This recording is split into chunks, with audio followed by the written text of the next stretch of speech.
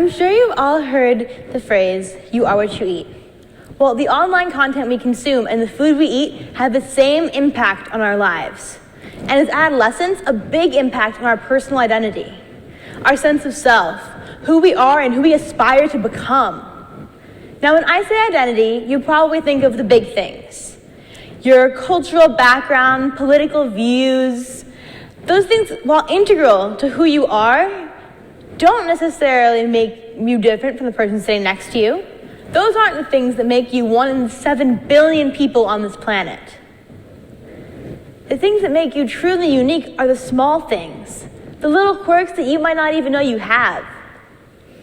I think we underestimate the importance of the small things. I think we underestimate the impact they can have on our lives. But where do these small things come from? Well, the sweet spot for identity development is the adolescent years, because the human brain is not fully formed until age 25. It's during these years that people are most fluid with their identity. And that's a problem because it's also the time when you're asked to declare yourself to the world. And that's always challenging because obviously none of us know who we are. So we search for anything and everything that will tell us who we can be. And social media is all too happy to answer the call.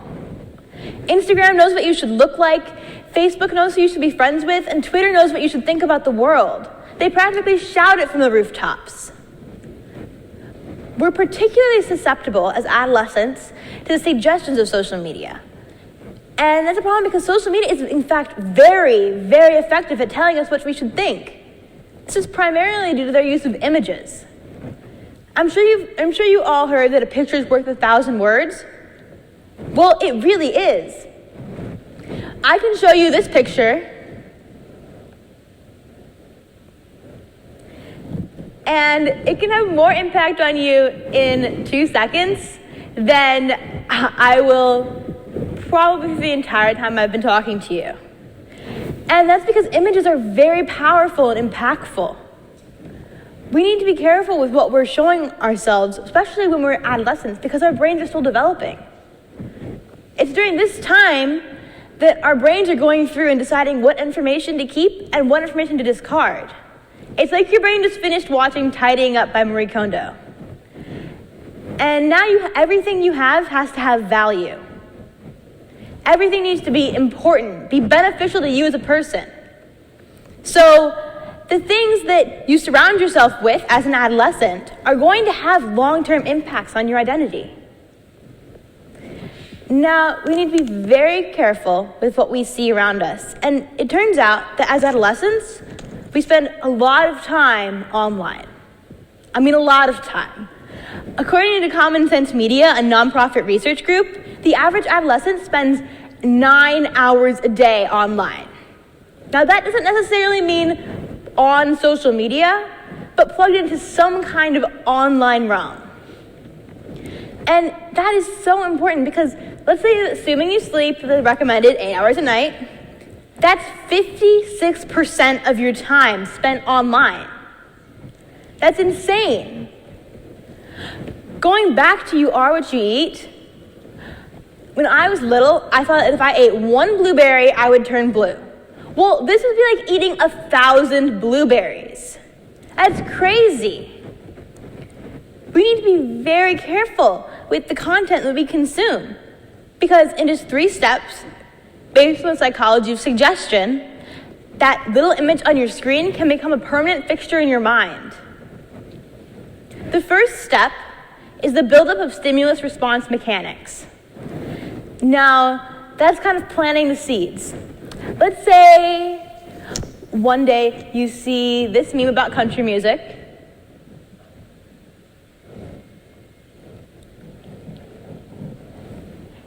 And this really cool picture that I'm about to show you is this one. And let's say you see this picture, and the next day you see a bunch of your friends tweeting about how much they hate country music. I apologize if we have any country fans in the audience. And so that's kind of planting the seeds for a bigger idea. The next step is a stimulus that elicits the predisposed response. That response you've already unconsciously developed through repetition of things like this. This is always very important. So in our country music example, let's say you're driving along and a country song comes on the radio and you decide to change the station. Well, it's not a big action in and of itself, but when it becomes a habit, it becomes something that you can eventually identify with.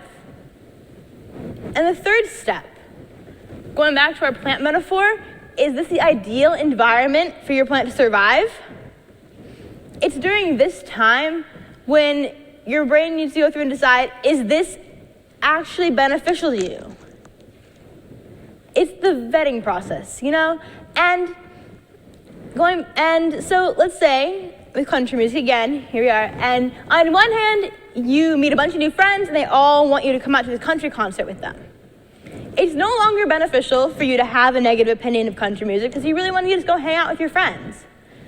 So, your brain will likely discard that negative opinion because it was never based on any personal experience or logical thought. But on the other hand, if you end up at a dinner party and everybody is talking about how much they hate country music, you're going to want somebody to contribute to the conversation, and your views will likely solidify. Over time, this process can change who you are. It might just be little things like this benign little example, but it's not actually just the little things. This can affect so much more about who you are. So the online content we consume really does have an impact. Now, this is the part of the talk where everyone tells you to delete your social media. But I live here in the real world, and I know that's not possible. Social media is ingrained in our society. It's how we communicate with our friends. It's how we make the world a smaller place.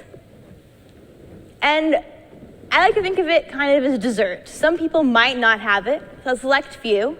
And we all know that it's not good for us. I mean, it's been scientifically proven that doing away with social media will be beneficial for our physical health, our mental health, our personal development. But you'll still find me after dinner ordering that chocolate cake. You're not even going to think twice about it. All I'm asking you to do is think twice. Think twice before you hit like, follow, or retweet. Think twice before you scroll through social media, taking everything at face value. Because if we spend 56% of our time there, and that 56% of our time translates into becoming 56% of who we are, how are we supposed to be different from everybody else? Human society progresses through the introduction of new and unique ideas. But if we take away 56% of those new and unique ideas, how are we supposed to move forward? All I'm asking you to do is think twice. Use critical thinking, because critical thinking will preserve independent thought. So next time you're scrolling through social media, remember that you really are what you eat, but that you get to choose what you order from the menu. Thank you.